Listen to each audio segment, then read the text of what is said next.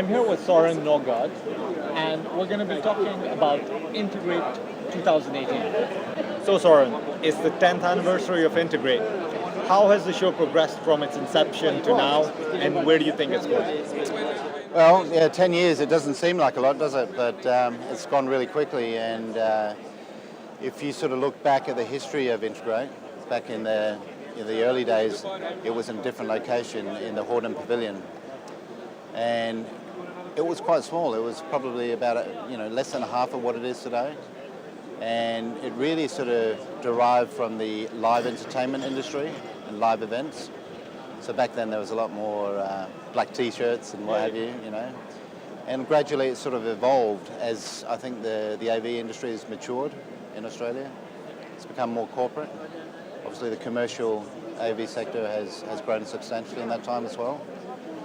But we've also found a model with our key partners like Avixa and Cedia, to amalgamate that into one trade show, a similar concept to what you'd see at IC, obviously on a smaller scale.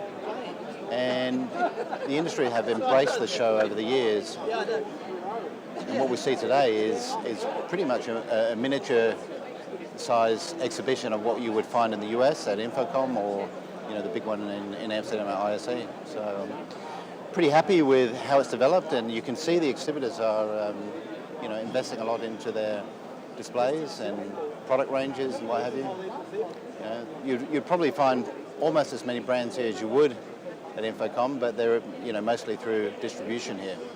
So that's probably the difference.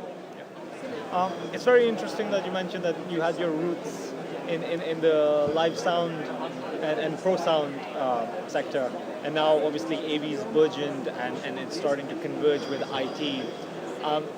In this kind of landscape, how do you think the role of the AV exhibition has changed?